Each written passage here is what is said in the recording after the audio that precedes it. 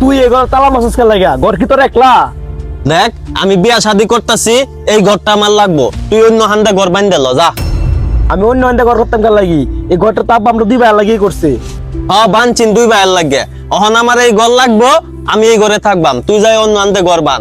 আর তুই বাস লইছস করে, তুই কি আমারে মারবে নাকি? তুই বড় ছেলে থেকে কি হয়েছে? তোর মারলা আমার কি হইব রে? কি কইলে তুই?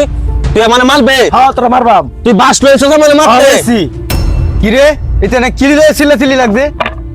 তুই আজকাতে এই ঘর আর ঢুকতে না। তোর বাইরে পরে তালা ভেঙে ঘর ঢুকবো। কি রে তোরা দিবে কি রে জায়গা লাগছ? আব্বা তোমার বড় ফুতে ঘর তালা মারছে, আমার ঘর ঢুকার লাগি না। আব্বা এখন থেকে এই ঘর আমার লাগবো, এই কারণে আমি তালা মারছি। আর হ্যাঁ দেখো কত বড় বাস লইছে আমার মাত্র। আব্বা এই বাস লইতাম না কি করতাম? আমার তোমার ফুতে ক আমি আল্লাহ ঘর বানতাম, আমি অত টাকা কই পাইম কওছেন? আব্বা আমি কি জানি এত টিয়া কই পাইবো? এই ঘর আমার লাগবো। হ্যাঁ যদি ঘর লাগে হ্যাঁ আলগা জায়গাত বাইন দিল। কি রে তোরা দুই ভাইয়ের লাগে ঘর বানছি, হ্যাঁ আর একটা ঘর বানতো করে? আব্বা তুমি এখনো জায়গা আমরা ভাগ করে দিছো না। জায়গা ভাগ করলে আমি তো এই সাইডটাই নেম, আর এই সাইডটা যেহেতু আমি নেম, এই জায়গার মধ্যে ঘরটা আছে, তো এই ঘরটা তো আমারই থাকবো। এই কারণে আমি ঘরে তালা মারছি, এই ঘর আমারই থাকবো। এ আলগা ঘর বান্ধব, এরা তুমি জায়গা ভাগ করে দাও। আমি অন্য অন্য জায়গা নিতাম না, এনতে নেম এনতে ঘর বান্ধা সেই জায়গায় আমি নেম। আমি এখনো মরছি না, আমি এখনো জীবিত। আমি জীবিত তাহাকালীন তোরা দুই ভাই কি জায়গা লয়ে টানাটানি লাগছস?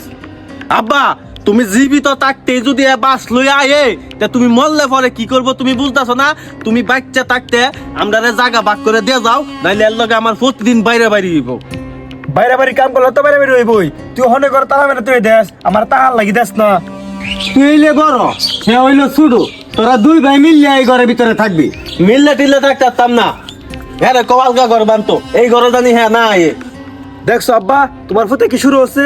বাস কি আমার তো মাগনা উঠে? আমি আমার বাইরে ঠকাইয়া সম্পত্তি আমার নামে কইরা নিছি।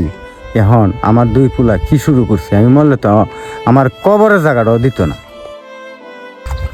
আব্বা এবারে কাম কইরা তোমার নতুন একটা ফুলছে কিনে দেব আমি। আব্বা বাবা রে, তুই আমালে কত কিছু করলে, আমি তো কিছুই করতাম না। আব্বা তুমি কষ্ট পায় না, আমি ভালোই চলতেছি। আব্বা ভাই তোমার শরীরটা কেমন? আছি তোর দোয়া, আলহামদুলিল্লাহ ভালোই আছি। তুই হঠাৎ করে আমাকে লাগি? আইছি ভাই, মন চাইছে তোরে দেখতে, তুই তোর বাড়িতে বাইরে তারস না, এই লেগে তোরে দেখতে আইছি। কি দেখতে আইসস তুই? আমি শুয়ে আছি না তুই আছি, এটা দেখতে আইসস? ভাই তুই কি কস? আমি তো চাই তুই শুয়েই থাক। তুই যদি আমার সুখই চাইতে, তাহলে কি আমার জায়গা সম্পত্তি নিয়ে আসে ব্যাগ তুই লেখকে নিতে গা? এই যে দেখ আমার ছেলেটা কত কষ্ট করতেছে, দেখ এই যে কত আবদ্ধ আছে, দেখ।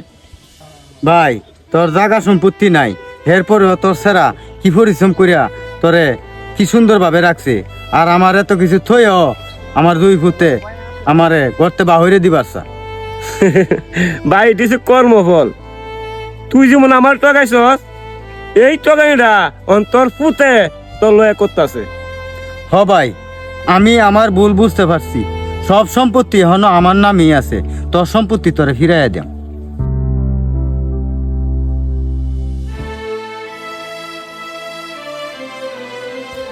আব্বা তুমি নাকি রেজিস্ট্রি অফিসে গেছিলা? হ্যাঁ গেছিলাম তো। তুমি রেজিস্ট্রি অফিসে কি করতে গেছিলা? তুমি নাকি আবার তোমার বাইরে হলে গেছিলা? হ্যাঁ গেছিলাম, ভাইয়ের সম্পত্তি বাইরে ফিরাইয়া দিতে গেছি। তোমার ভাইয়ের সম্পত্তি মানে?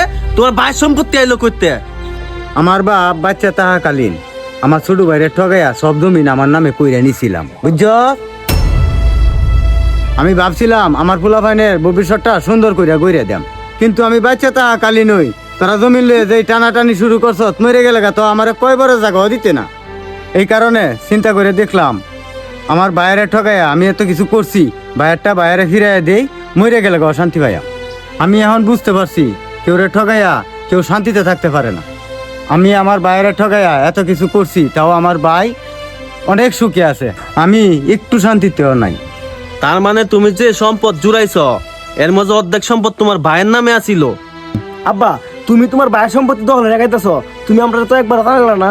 আব্বা আমরা জানতাম এই পুরা সম্পদ তোমার, এই কারণে আমরা দুই ভাইয়ে জায়গা লইয়া টানাটানি লাগছি, দুই ভাইয়ের নামে ভাগ করে নিতাম। আমরা যদি জানতাম যে তুমি চাচার সম্পদ দখল করে খাইতেছ, তাহলে জীবনে আমরা এই কাম করতাম না। তুমি চাচারে ফিরাই দিছ, এতে আমরা অনেক খুশি। আমরা চাই না অন্যের সম্পত্তি দখল করে খাইতে। আব্বা, তোমার নামে যতটুকু সম্পত্তি আছে এতটুকু আমরা দুই ভাইরে ভাগ করে দাও, এতেই আমরা শান্তি। ঠিক আছে, আমি জীবিত আছি, কোন দিন জায়গা মরিয়া এটা ঠিক নাই, তাই আমি জীবিত থাকাকালীনই তোরা দুই ভাইয়ের সম্পত্তি ভাগ করে দিতাছি। ঠিক আছে আব্বা, নিজের সম্পত্তি কম থাকলেও শান্তি, অন্য সম্পত্তি মাইরে খাওয়ার থেকে ভালো। আমাদের দৈনন্দিন জীবন পরিচালনা করার জন্য ধন সম্পদের প্রয়োজন হয়, তাই বলে অন্যর সম্পদ জুলুম করে মেরে আনবো না। অন্যের সম্পদ কেড়ে এনে জীবনে কখনো সুখ পাবেন না। একটা কথা সবসময় মনে রাখবেন, আল্লাহ সব ধরনের গুনাহ মাফ করলেও অন্যের হক নষ্ট করলে সেই গুনাহ কখনোই মাফ করবেন না।